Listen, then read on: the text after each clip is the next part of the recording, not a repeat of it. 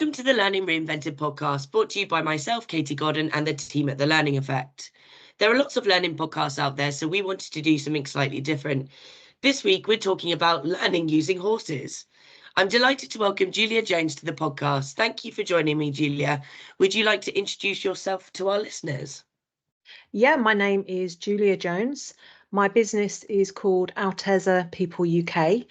We're based in Staffordshire and we provide equine assisted workshops for anyone wanting to learn and develop self-awareness and soft skills. Awesome. Thank you very much for joining me today. Can you explain a little bit more about your background? Yeah, well, I've got a kind of a varied background, and it certainly wasn't anything to do with learning when it started. I cut my professional teeth in the financial services sector. My first job was in the West End of London, but by the age of 19, I had tripled my salary and also been promoted into a regional sales role. So I guess I've always been quite entrepreneurial, but at the same time, I was raw and underdeveloped, and I must say that I really did lack huge amounts of self-awareness. I can't actually remember back in those days understanding or having any kind of relationship with HR or learning at all. It only really came into my sphere of professional vision when I joined a psychometric test publisher. I became a new business specialist, and that was back in about 2004. And I found that having a broad commercial understanding in a sales role, in a world of HR and learning professionals, allowed me to work in a way that focused on return on investment, which helped a lot of professionals back at that time. I don't know if you've ever done any psychometrics yourself, Katie, have you? Yes, I have. Yeah. I've done insights before.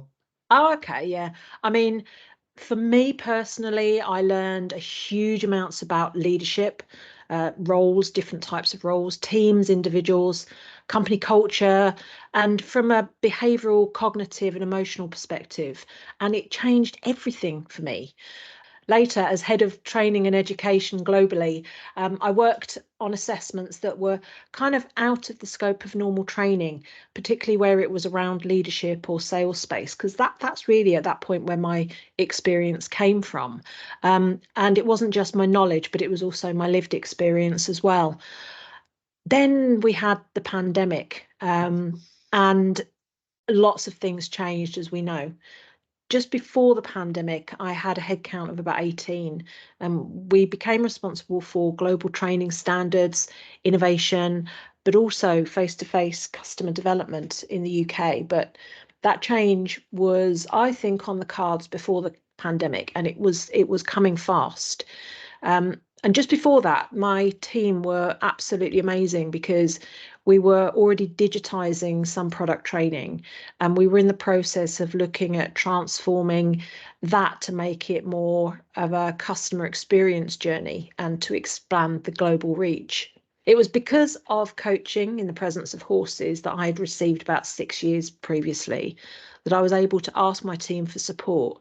That isn't easy for me, if I'm honest. And if I was really honest, I probably didn't ask them. They told me that I needed them, and they were absolutely right. The amazingly talented team that I had were able to create and launch digital training way ahead of the pandemic. And it was something that was a complete game changer. They were absolutely amazing. I suppose a bit more about my background because it's quite relevant to how I started and set my business up.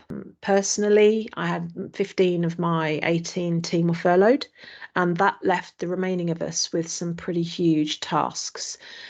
We managed to deliver many projects that were outstanding, which positively impacted business revenue. But it also we were able to make some strategic decisions in days, and that would have taken months if people had actually been in the business, because navigating that whole people section is massive when you look at change.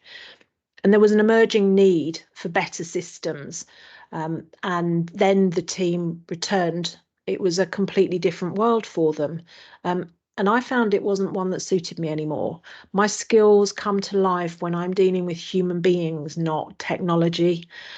We had the new team of talent were just so amazing. It was the first time I felt I could step back and look at them and say they can do this completely without me. So after that decision, my business was formed in days. Coincidentally, I also hit 50. And I just knew that it had to be with horses. The power of the learning that I'd experienced nearly a decade previously, all of those experiences and lessons came back, and I knew that that had to be something that I did next. So was it wise setting a business up in a pandemic? Well, we were coming to the end of it, so that was positive. Maybe not.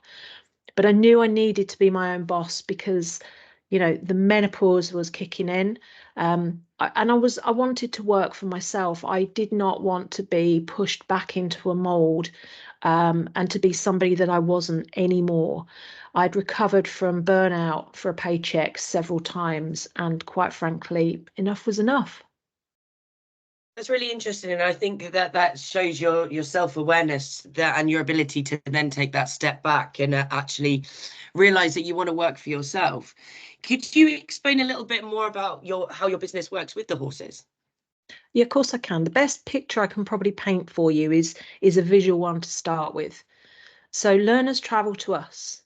Our team is made up of 6 horses, a donkey, and also some amazing human beings as well.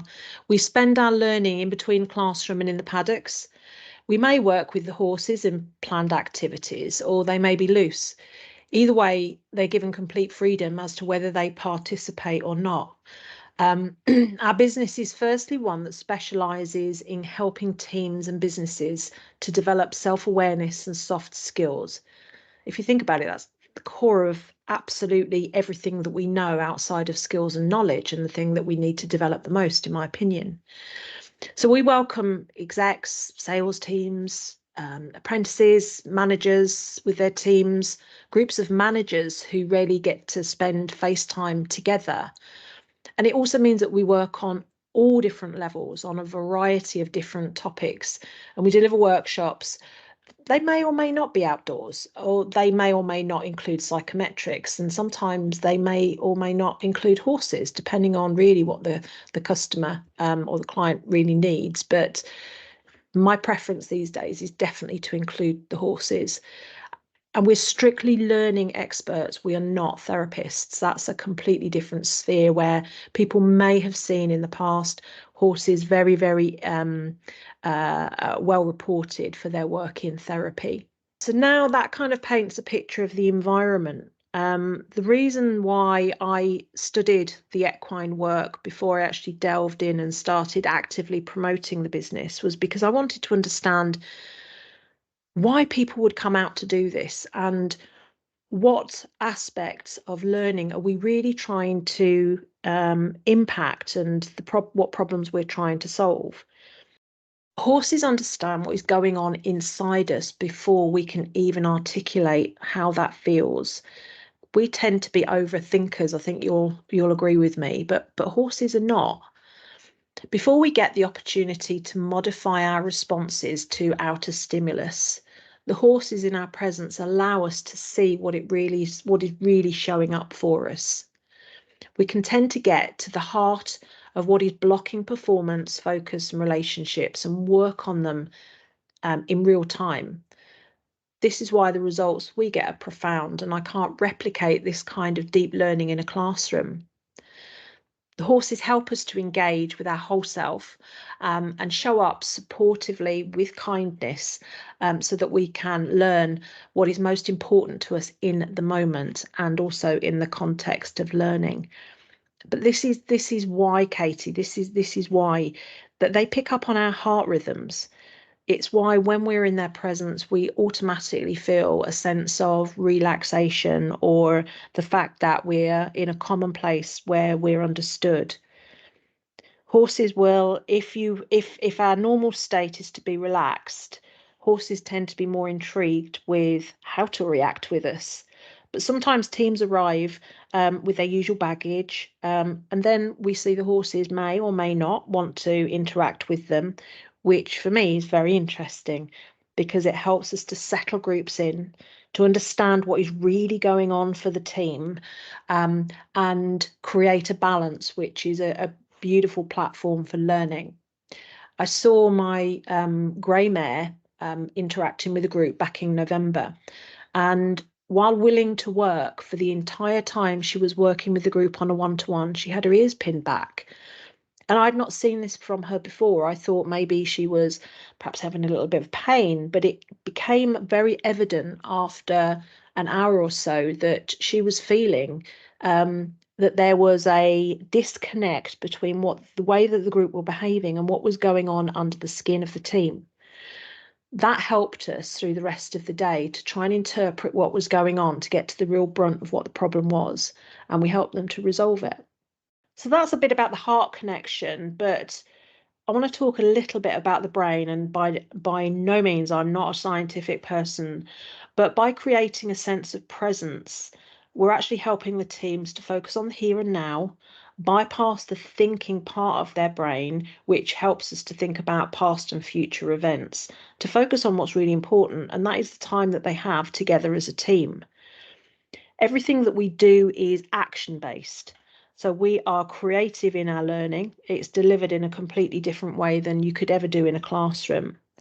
And as the brain starts to fire up new neurons, as we're responding to the stimulus and our environment, we're creating patterns and memories. We help to develop those memories to help that the learning becomes embedded when you leave us, which is why if I go back to some of my experiences, the memories, the learning that now were over a decade back still come back to me. And those lessons are really tightly wound into my brain and the way that I behave on certain occasions.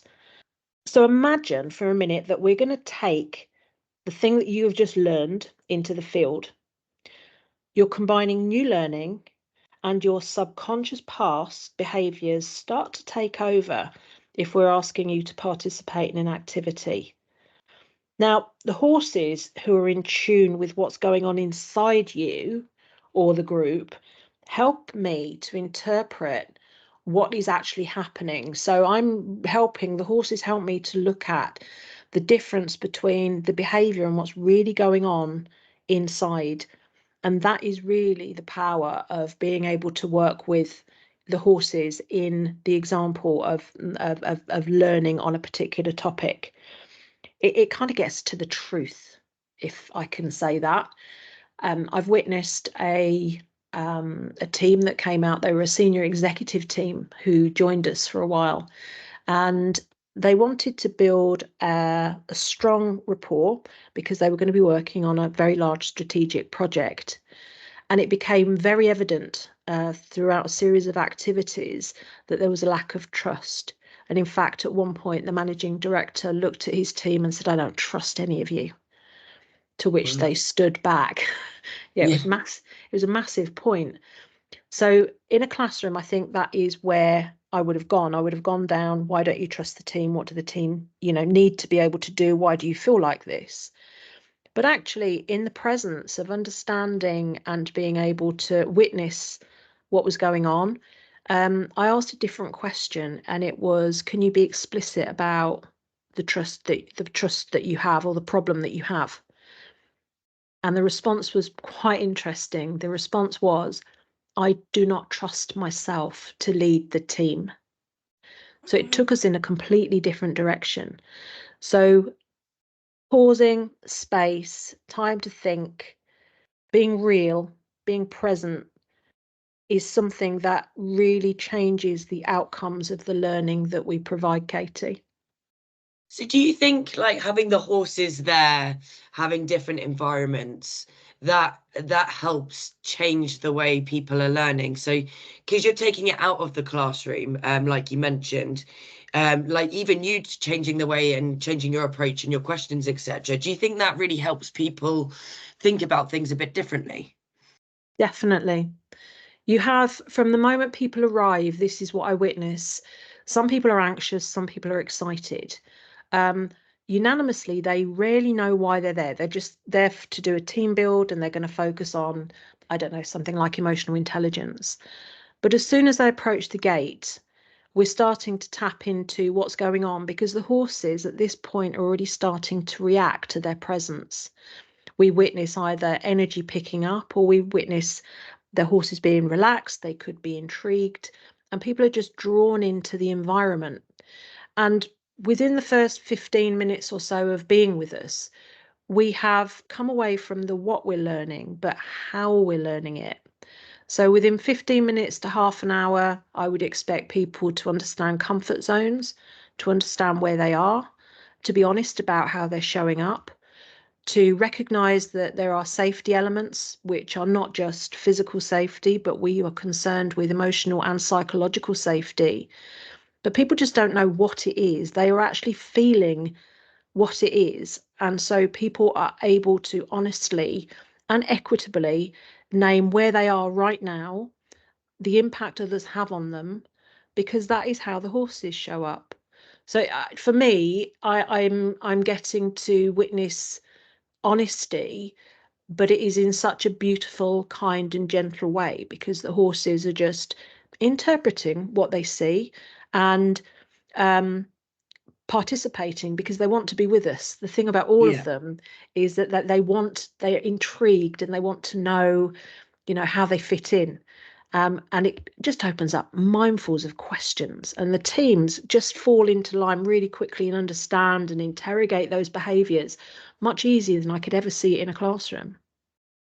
Yeah, that's really, really interesting. And definitely for people to go away and think about doing things differently when it comes to those team building exercises.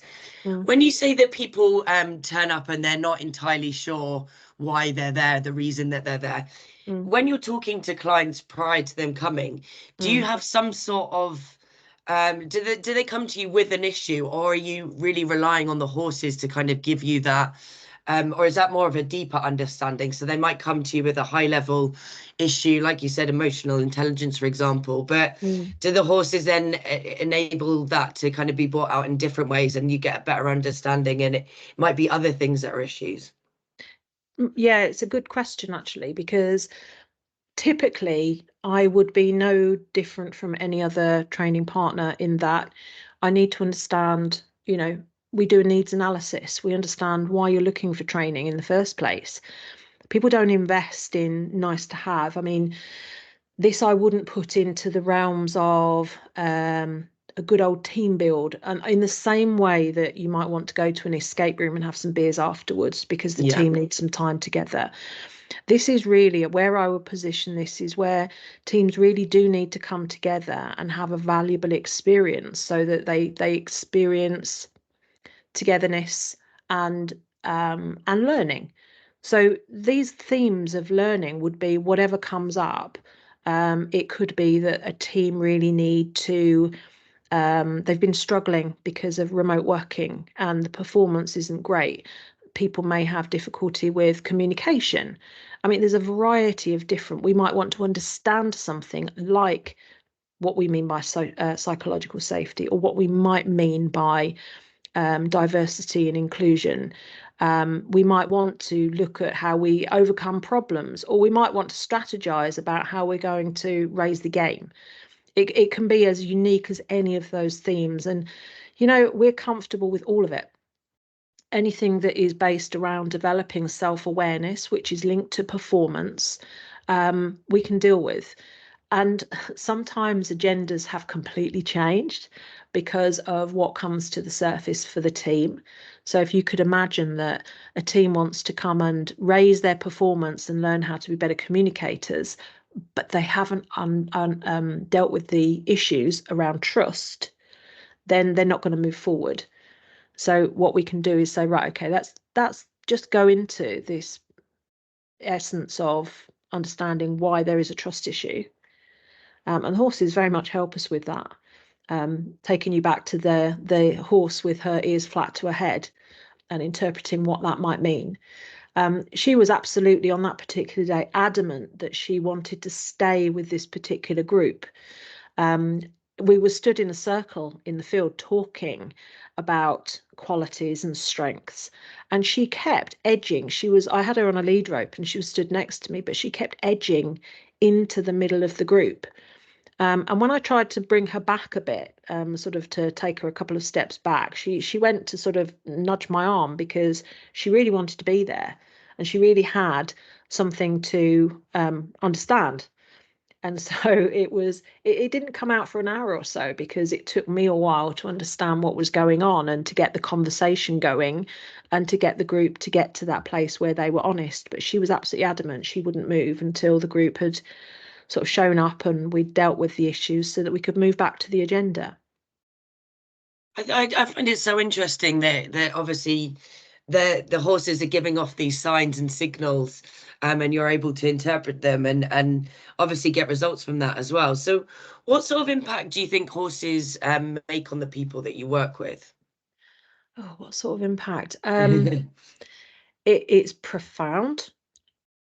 I can't say, because people have their own memories. I go back to my own personal memories, but I have had some amazing feedback when people have actually left and reflected on what's been going on, and how the horses have reacted. There was a lady that came out specifically for just to develop self-awareness. And what came up very strongly from the way one of the horses was behaving, he was pulling her coat and pulling her hat, and even was nibbling at her shoes. And I thought, this is strange. I've never seen him do this before. But what came out through the coaching on a one-to-one basis was the fact that she struggled with boundaries with males. And the whole theme there was not to change the essence of how she behaved, but the power of the energy that she had and how she could say no without saying no. And we practiced with our physical non-verbal communication to get the results that she wanted. And that changed. And I know that because I've had feedback. 2 weeks ago, I worked with a young gentleman who was struggling with dealing with triggers. So it was about understanding and enforcing the fact that if we ground ourselves in the present and really think about how we respond to people, we can get different reactions. So I guess it is different for absolutely everybody. And the thing I would say also, Katie, is that you know what it's like when you're delivering training in a classroom. Everybody hears the same message. Some people are switched on, some people are switched off. You have people that have lots of questions to ask, and then you have the quiet ones who are taking it all in. And when I think I've learned something from the trainer, I may then be listening to what my peers have been talking about, and that could change my perspective or how much learning I actually get. When we're with the horses, what I've witnessed is that everybody has their own unique experience. Absolutely everybody. And it doesn't matter how we show up. It doesn't matter what race we are, what gender we are. It doesn't matter if we are neurodiverse or not. They meet us exactly where we are. And we're really proud to be equitable in the learning in that regard, that everybody leaves with an explicit learning goal or something to reflect upon. But in a team perspective, you pull it together and everything is secured in the context of the reason that they came in the first place. It's really powerful. Yeah, I think I could just imagine it. Obviously, you're going away for a day, you're working with horses, it's completely different. Yeah. And I bet that helps make it stick a little bit because everyone can go back and relate to that. But like you said, you're having different experiences. I guess some people aren't probably as keen on horses as others, etc., etc. So those emotions are going to be different, like you said, for each Yeah. person. What sort of challenges do you face working with people and horses? Well, sometimes people expect a structured classroom experience. That's not us. No. Everything we do is designed to create new learning pathways in the brain. So we understand that neurons are fired in your brain when you're experiencing something new, and we work in an action-based or experiential way to make sure that we build on those and to make the memories last. So we might ask things like, well, turn your phone on because we want you to record your message to yourself, for example. Some people might not like doing that, but we try and encourage people to do that. People can sometimes feel a little anxious when they arrive, because they're not used to being outdoors. That's for some people. Some people may feel that they're disadvantaged because somebody in the team has ridden horses and they haven't. We don't do any of that. But it doesn't matter, because we don't have any expectations or judgment. In fact, anything that we do when we are working in the presence of horses is voluntary. So you can choose your role. You can be an observer, or you can be a participant. I haven't had anybody, unless they've been nurturing an injury, that's actually stood back when they see the way that we work and being an observer. Everybody wants to get their hands on and have the same experience. So I guess, we meet everybody where they're at. In terms of challenges with the horses, I guess the biggest challenge may well be if that a group arrived and none of the horses wanted to engage with the group. It would be kind of fascinating. Have you actually had that before, where the horses haven't wanted to engage? Yeah, they've moved a long way away from where the people are. So they're very passive and they just kind of take themselves off and away. Yeah. That gives me an indication that you have so much space, and I wonder about how much energy is actually being brought into the space. So I would check in with the group and find out, what is actually going on. I visualize every person that turns up as an unprogrammed radio station. And then if you think about, you have 5, 10, 15 of those together, that is what the horses are, hearing. Yeah. So it's about understanding and really grounding people and getting into the context. And what we then see is the horses gradually come in, and we have our normal, very intrigued ones that will come first and come and say hello, and then who knows what might happen. Yeah, it's not particularly a challenge, but it is just interesting. Yeah. Safety is obviously a massive concern, but we take that extremely seriously. So we have enough staff on duty, and their primary role is to take care of, first of all, the horses, and secondly, our guests. Guests are all my role. And I help to do all the facilitation of the non-verbal communication. So I guess I'm the interpreter of the learning on the day. I just find it really fascinating, and I think I'd love to do something like that in the future.